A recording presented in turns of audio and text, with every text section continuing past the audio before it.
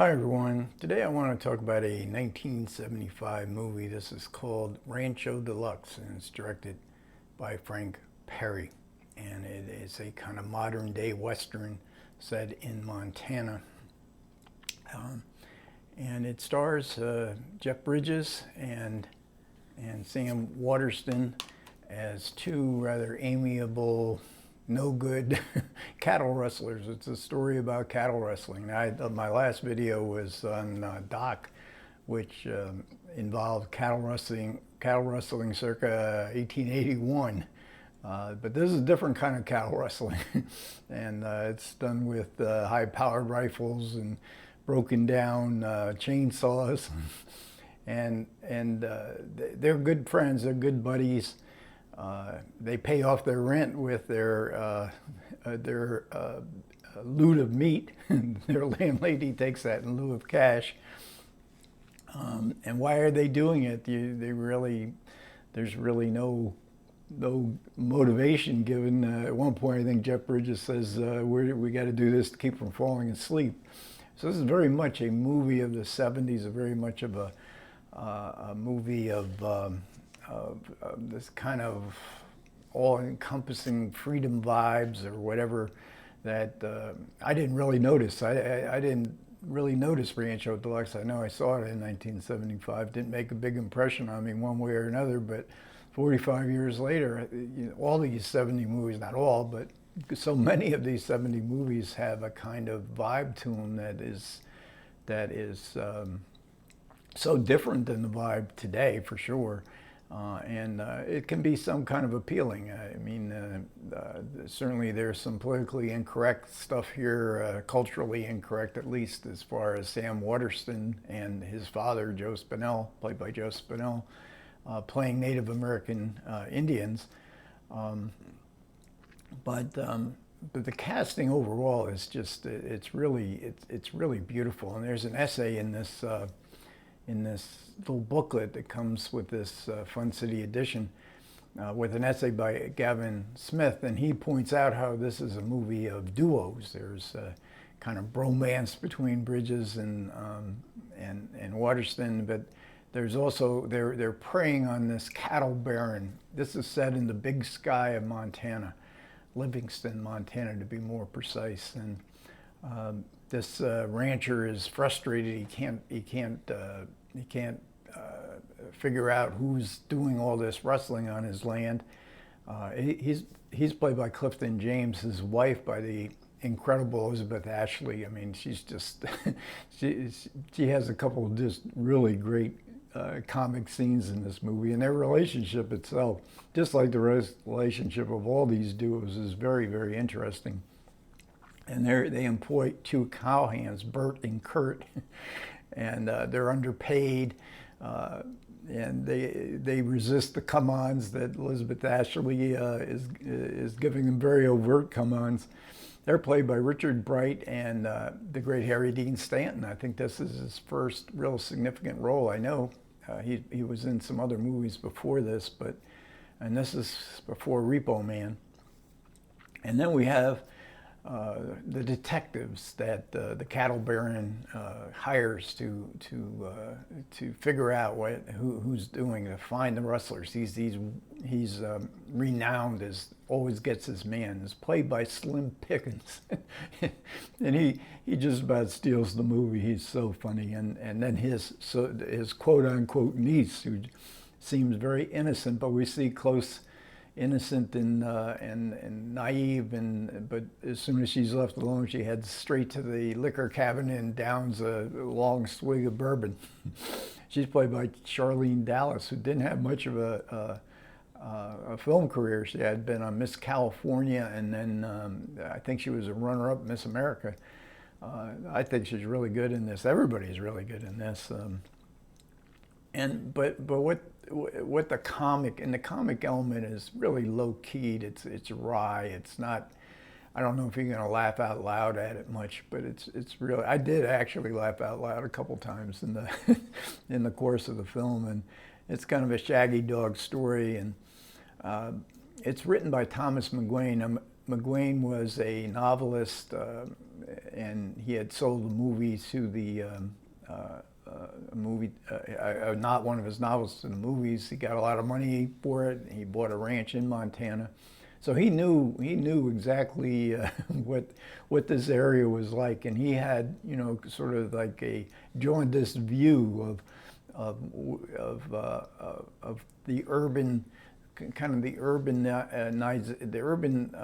attitudes from the East are right there in the West. You know, inauthentic people buying inauthentic products in this vast, beautiful scenic beauty of the big sky of Montana. And this is very much a Thomas McGuane movie. Frank Perry directed it, and Elliot Kastner produced it. He was a big time movie producer, independent movie producer at the time, and was very fond of. He had been a literary agent, and he was very fond of literary products, and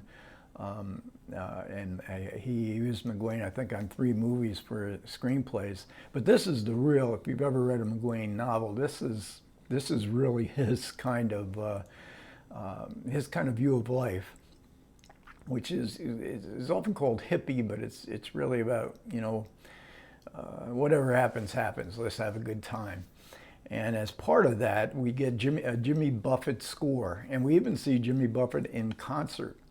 And as much as this, and McGuane and Jimmy Buffett were very good friends, and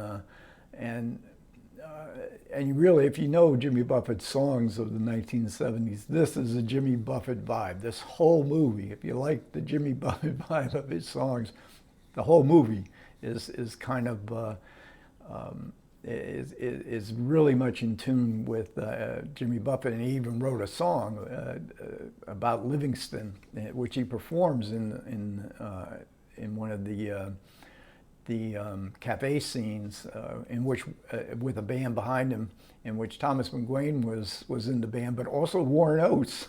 Warren Oates is playing the harmonica. He must have stopped by to join the party, because from the supplements we learned this was a very party-ish, everybody got along kind of movie set. But the movie was a commercial failure. It got mixed reviews. It got some really scathing reviews. Roger Ebert gave it 1.5 stars, and I mean, he just tears the film apart, and it almost seems like, what movie was he watching? It's one of those reviews you read and you just watch the movie and you think, boy, that's a totally different movie. He didn't get anything out of it. Pauline Kael did say, she gave it a negative review, but she did say that, you know, it's a curiosity to be sure, and it was really a cult movie right from the start, and I think it still pretty much is considered a cult movie. As for Frank Perry's direction here, this is kind of an outlier in his career. Now, he made a lot of odd movies, to be sure, and after he separated from his wife Eleanor Perry, which I mentioned in my previous video on Doc, he was kind of going from here to there to everywhere.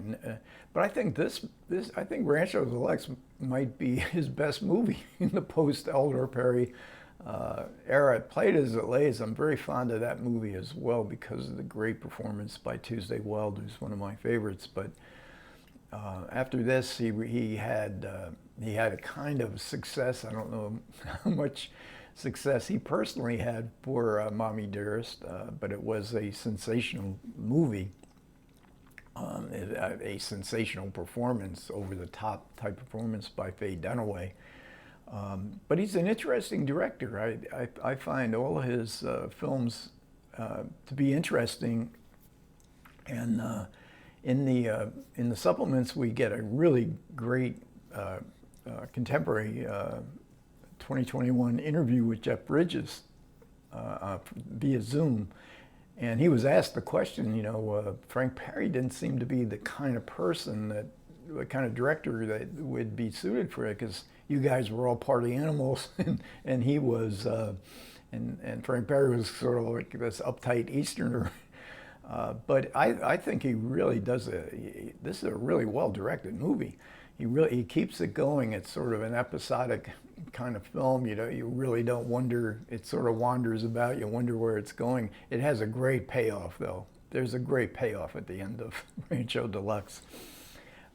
So, as I said, we get Gavin Smith essay. We get a Nick Pinkerton commentary where he tells you everything you want to know about every actor in the movie, but he's also very good on the themes of the film. And then besides the Jeff Bridges interview, we also get an interview with Thomas McGuane, who's still with us at 80 years, and he talks about, because he is a longtime Montana native, or he wasn't a native of Montana, but by now I guess he would be, because I guess he's lived there about 60 years now. But and it's very good, because you see the wry sense of humor and the dialogue of that he wrote for Rancho Deluxe.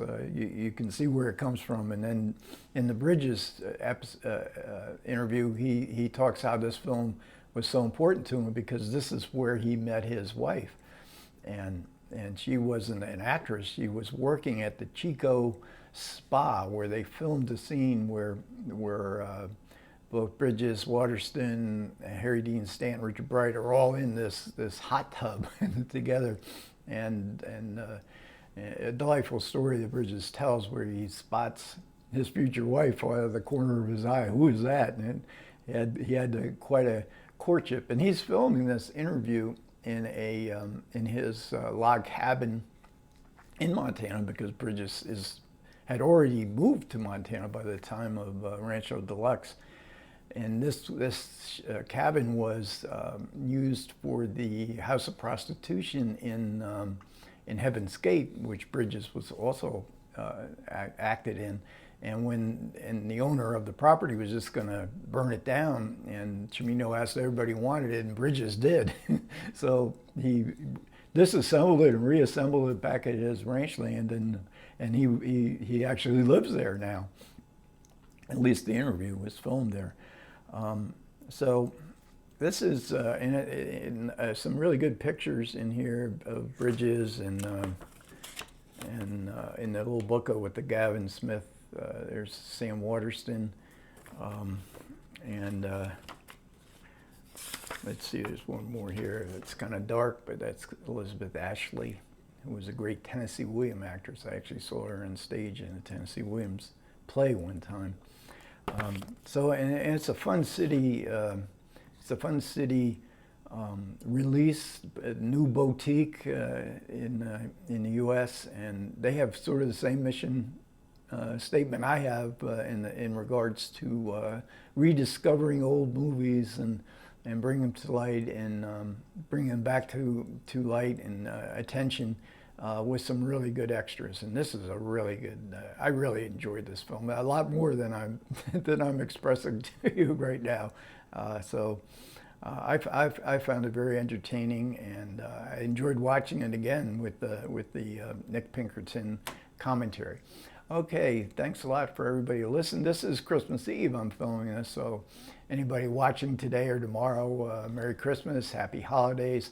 My bare apartment here is bereft of any kind of Christmas decorations, but no fear, I'm going to my sister's, who lives close by, and her house is fully decorated with all the Christmas cheer you would hope for. Okay, you guys, take care.